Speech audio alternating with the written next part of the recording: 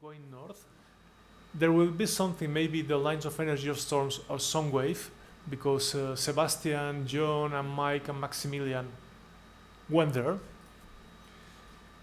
Yeah, and Mike's still climbing, looking at his information. John's climbing in the same area. Maximilian looks like he's gone that way to climb, but it's not such a strong climb. They've not really got the altitude out of it that you need. Such a long diversion on a track over this length, it's only 70 kilometers or so, the leg, and so they've really gone a long way off track, and it's going to have to, you need a big compensation for that. The guy, as Adam, he's turned and he's on his way back, but he's not so high.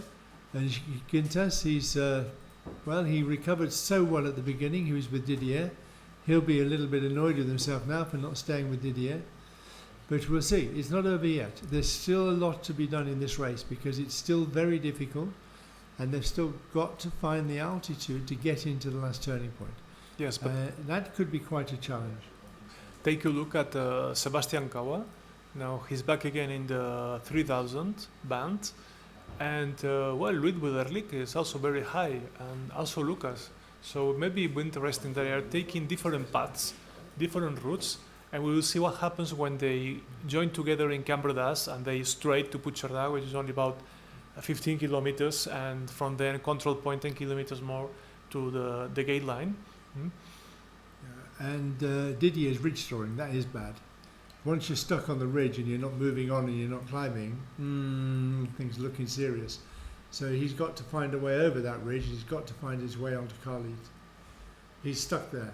And we can see now why Christoph and Aldo are there. They can't climb up.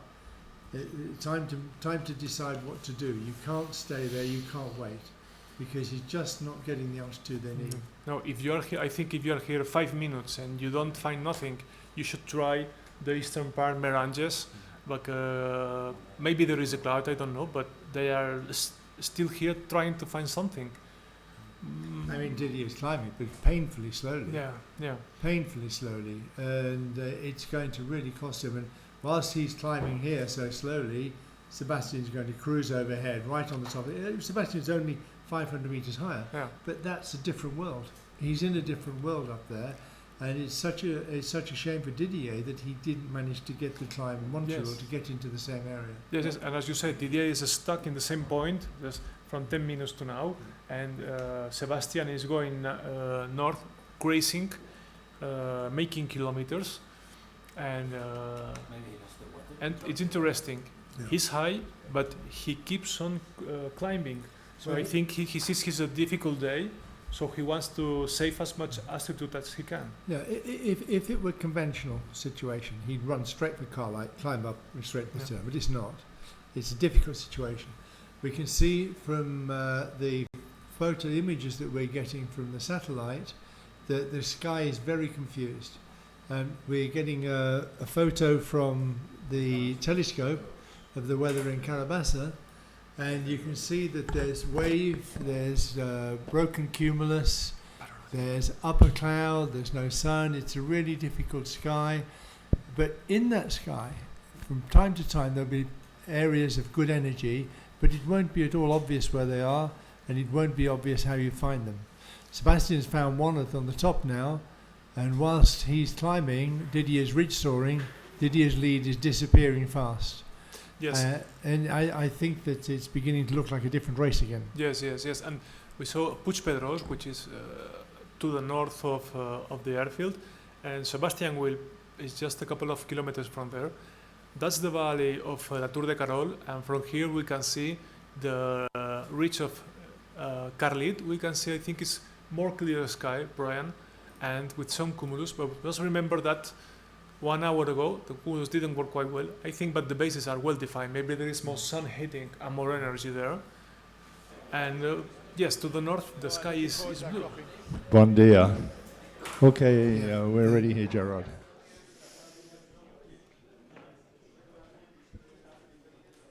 What about the photos for the sponsor? Who makes this? For me?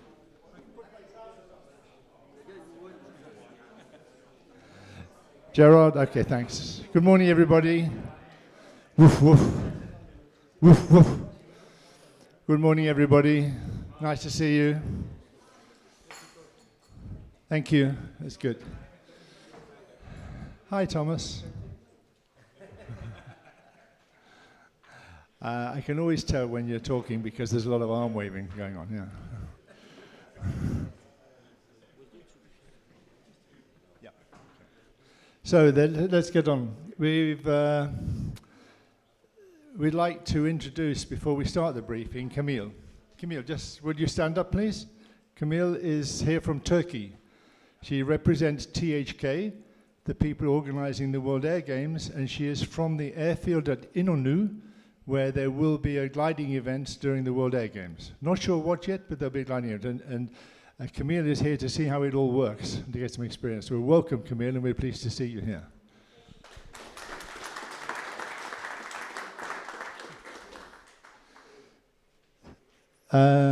Yesterday, we had a predictably a very difficult day. Yeah, but you did a great job. Everybody flew beautifully. It was tough for you. We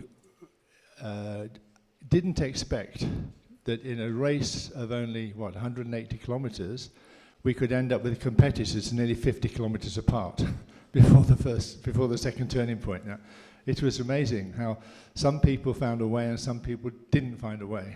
Yeah. It was also really surprising when we were watching the race how by halfway around the race, Didier had got a 25-kilometer lead, which just disappeared. Yeah? You would have thought that if you got it like 20% further on, you'd be home. So it's a fascinating game. It's fascinating to watch, and we're getting really good feedback. People are enjoying watching the race because the races are very interesting. We had a couple of things yesterday. The turning point at the end, we're sorry that it was a little bit close to the mountain there. We made some calculations and we got it wrong.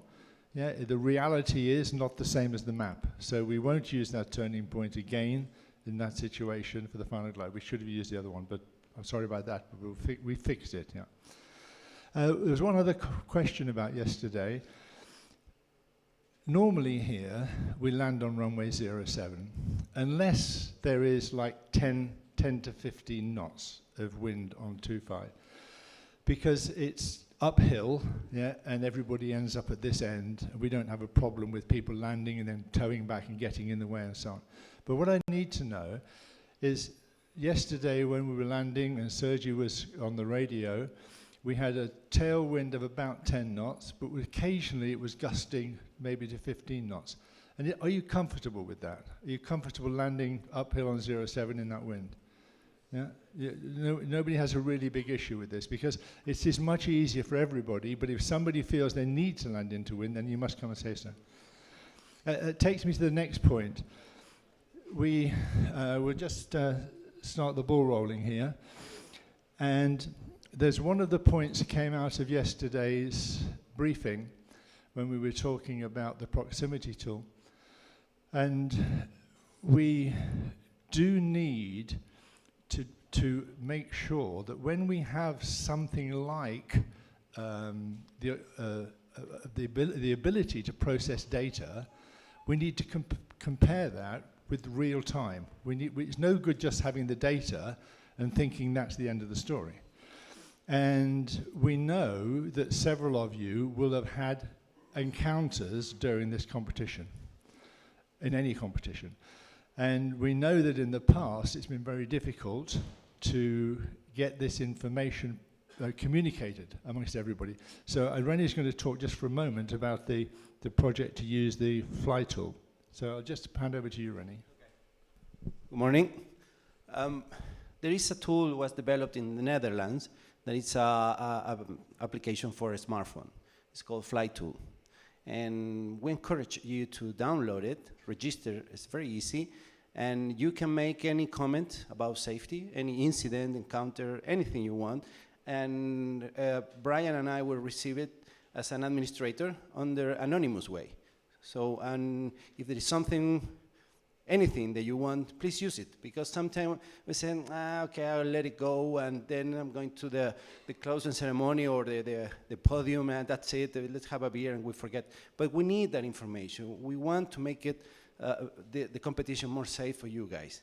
If you have an encounter, you have to tell us. You cannot say, no, I don't want to name this guy. You have to tell us what is happening, and then we can go back and check it. It's for you guys, only for you. So if you download it in that way, in that web page, you will have something like this to register. It's very simple. Then you can choose the championship, which is already there. And then you can have something like this. When you have your logbook, you can make reports, and you can see many of the things, because this software is made not only for gliding, but all the air sports, okay? There are many tools you will not need, you won't use it. But finally, what we will get is something like this. It's a report of any incident or comment that you want to make to the organization. Something like this, okay? Please use it. It's very simple, and it will help you, not us, but help you. That's it. Thanks. Thank you, René. And I think the important point to remember here is that there's a bunch of guys trying to work out how we can use the data that's available. What would help them is if they got a report of an encounter which didn't appear in the data. And they can then see and they can say, hang on, why didn't we see that? What happened? Or they could see encounters which they get no reports for. And then we can start to try to build it so it makes it a more cohesive tool. We don't know where we're going with this, but I'm sure we're going somewhere good. And we just need to keep working on it. So let's get on with today. Did I miss anything on that slide? Just let me check. Oh yeah, the use of the radio, sorry. I said at the beginning of the competition that we're an individual event here. I want to remind you, we all stay on the same frequency. We do not use another frequency, and we use that frequency in English, please. Yeah? So for the rest of the competition, please remain on that frequency, and please only use English. If you have information, it comes in English and you share it with everybody, so everybody gets the same information.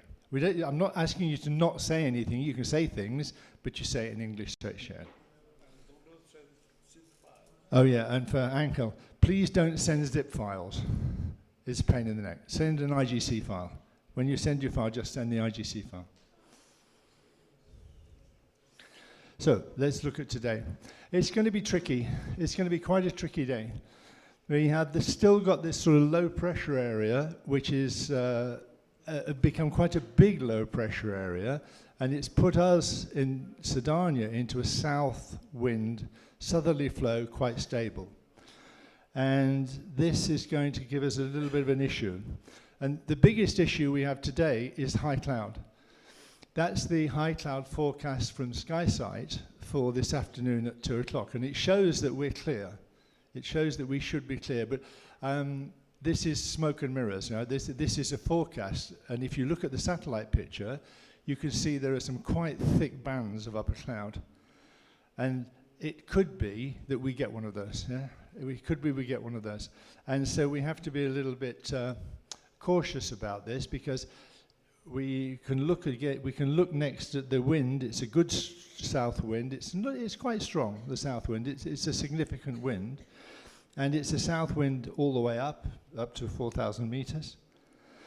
And then we look at the thermal prediction, and we can see that we've got only about 2,500 meters, 2,700 meters, right on top of the mountain, maybe 3,000 meters. So it's going to be a little bit like yesterday, but maybe with better ridges. Yeah?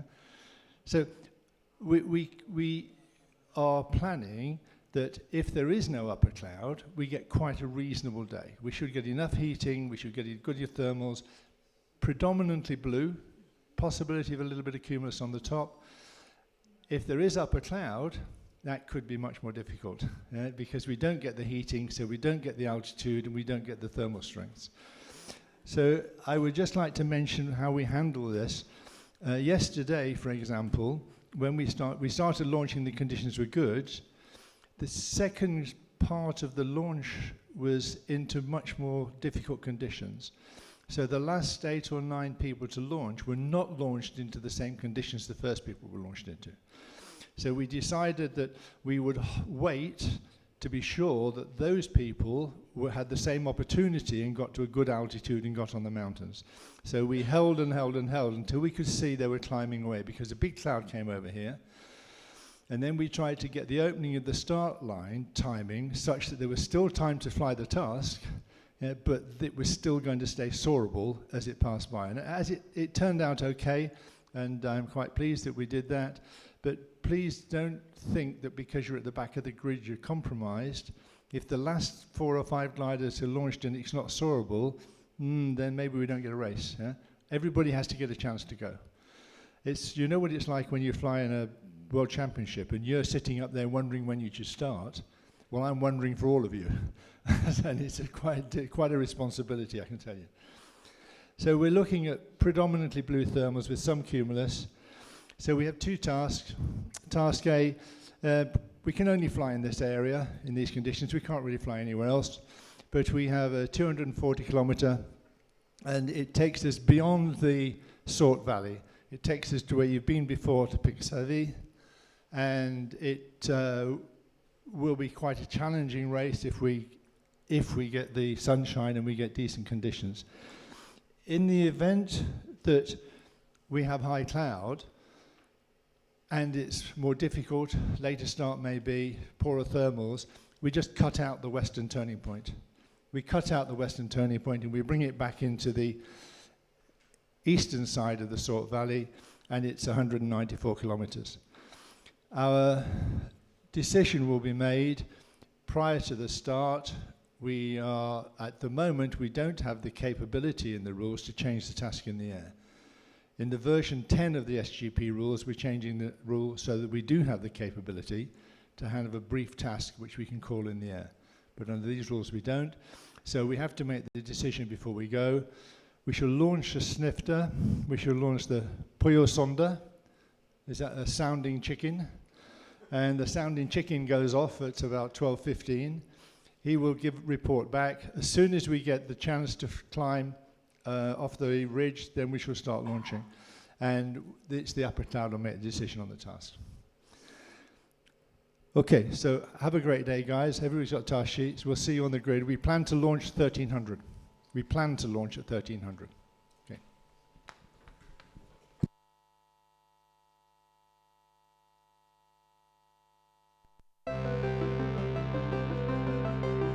Gerard, can you run yesterday's highlights videos for us, for those who are having coffee and want to watch? The highlights from yesterday, please.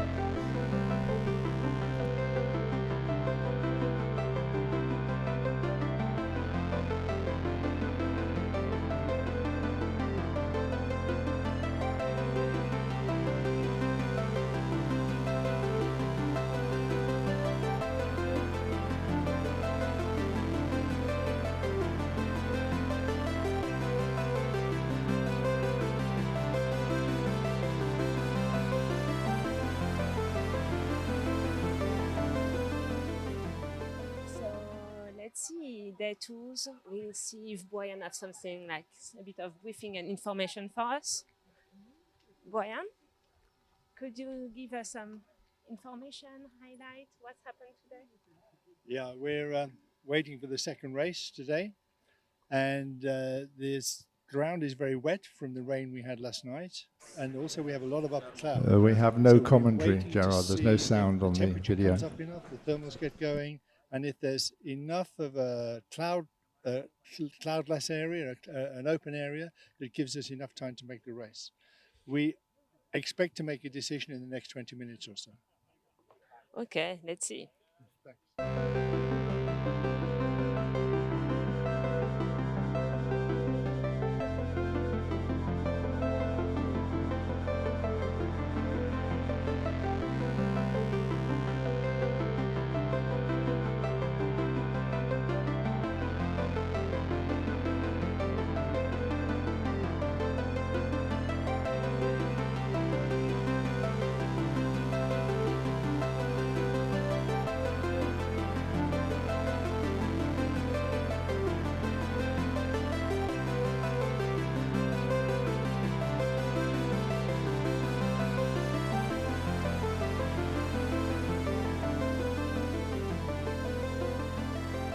Can we talk to you too?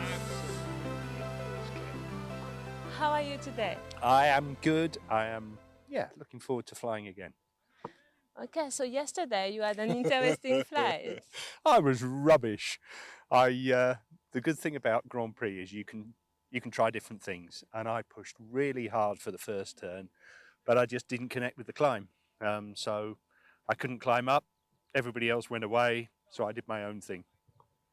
Okay, today is another day. It's That's a the beauty. great thing. That's the great thing about Grand Prix. It doesn't matter. I haven't lost the contest. I can race again. Let's do that. We will follow you. Thank you, Claire. See you. Today's race was really quite an interesting one because the conditions we were flying in were very difficult. We had a lot of high cloud, overdevelopment passed through, and it was going to be a really tricky day.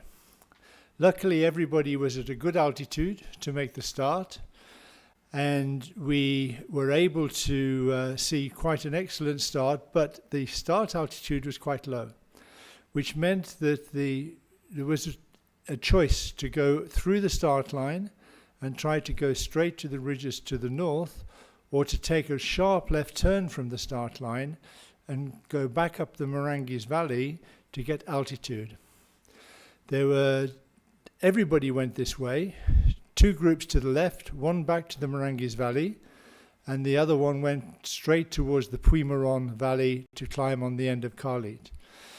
Except for Didier and for Gintas, who went off to the south, completely on their own.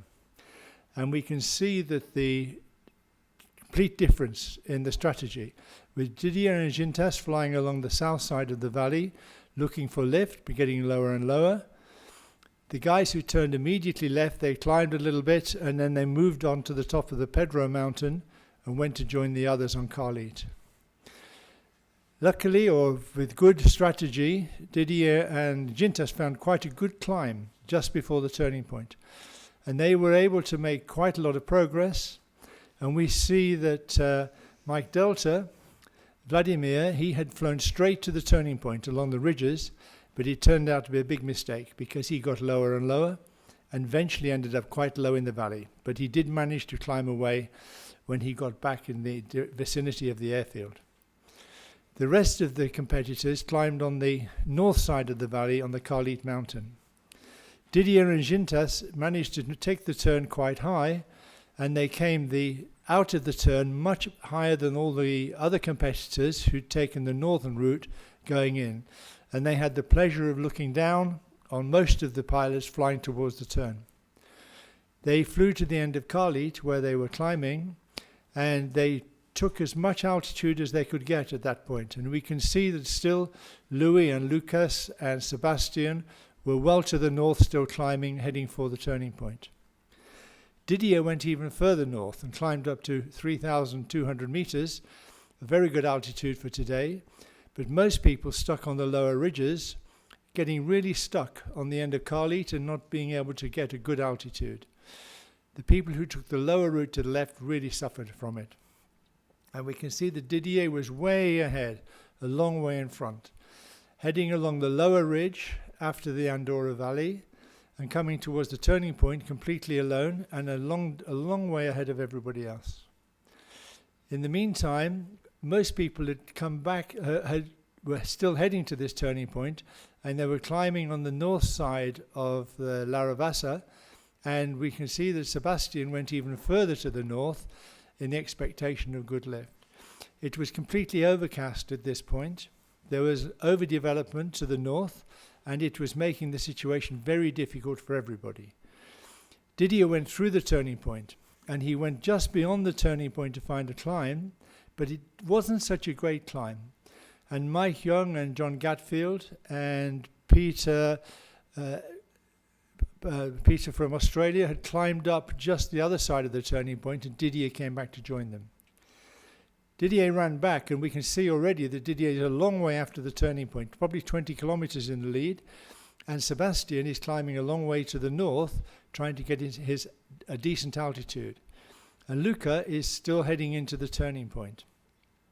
It's a critical moment now because Didier needs to climb. He's heading for the Andorra Valley.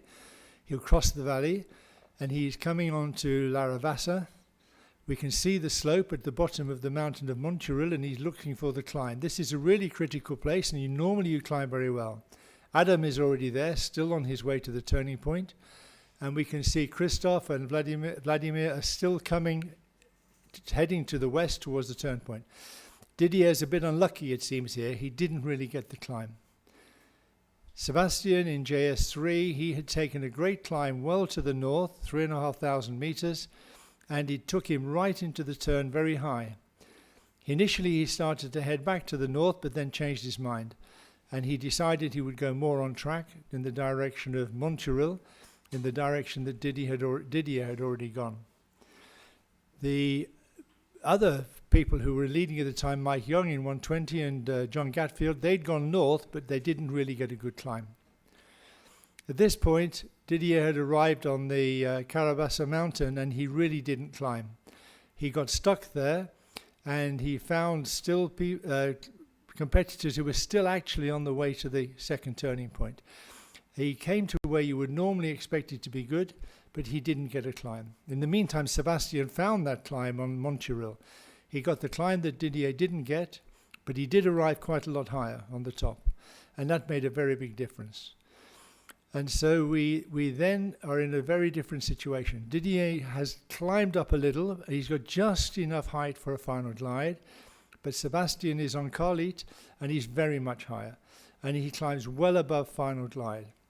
They need more than final glide to take this turning point, which has been a bit marginal.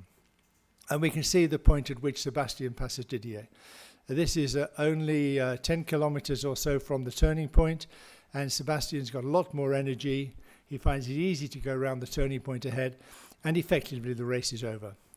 When they take the turn, Sebastian takes the turn at a good altitude, Didier running in some 30 seconds behind him, and it's just a straight run home, and the race is over. Sebastian wins the day, and Didier comes in second place. There's quite a battle taking place for third and fourth, and for fifth and sixth. The points are really important, and so whilst these guys are passing each other and coming into the turning point, and Sebastian's on his way home, we will see the little fight that's taking place with most of the competitors still on the leg back from the west, trying to get some altitude. For third and fourth place, we have quite a close fight between Lukas Wojciech and Mike Young. Mike was 200 meters higher, 4 kilometers back when they started the final glide, but they close up to 1 kilometer. And we can see here the final glide coming into the airfield, and it's very, very close, but Mike never really manages to close that gap and ends up just 300 meters behind Luca at the last point. That was a great race for today. So, congratulations. Merci. What a race. What makes you go so north? Did you take wave something? I want to know everything about it. If you look at this clouds there, it's more than 3,800 meters cloud bases.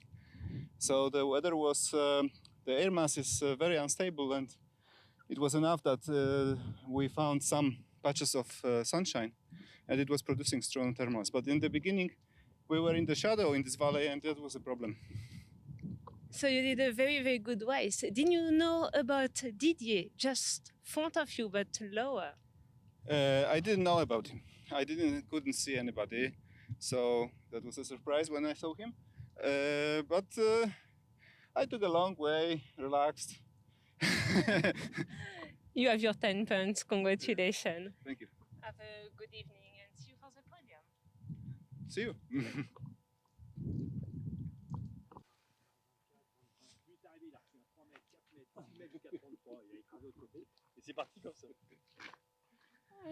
Hi, Didier. Oh, Claire! Here you are. I know. Congratulations. Thank you. So, I'm really happy. yes, you can. You did a very, very good race. Yes, it was Tell us, what makes exciting. you It was leave, interesting. Like you left everyone in the back. The big thing was the first leg, the first tunnel, and the option to go on the north side of the valley first it was medium. I was not sure, and we only were 2 gliders, which is always a bit, you know, just. And at the second terminal, we got 2.5 and 3 and got maximum altitude, and we saw everybody 1,000 meters below. And then after that, I made the flight in front, I think. But Sebastian, I think I was a bit early at the second, the second point, and the sun just came again, and it was climbing, but very, very slowly, and lost a lot of time there.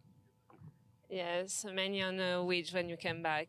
You were with the one that was going to the turn point. Yes. This must have been a bit frustrating. For them, yes. For me, no. Okay, so Anja, it was a great choice to follow you today. Thank you for that. Thank you. See you.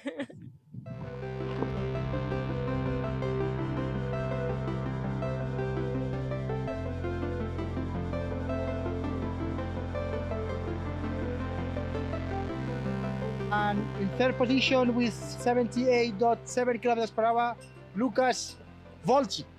Okay. Volchik. Good job, sir. Thank you. Wow. In second position, we have Didi House.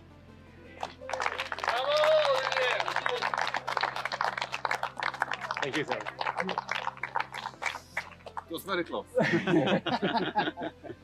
So close. C'est du champagne de Cerdagne? No, presque. And first position, we have Sebastian Kawa. It was With 85 kilometers per hour. Good pronunciation, thank you. I tried. Sebastian. Vedi tam? Dobra. Co teraz mam zrobić? Yeah. Okay, yeah, open the bottom and Yes. do this. The first to do it. Sebastian, you're late on the lane. I was drinking. Yes? Better. Oh!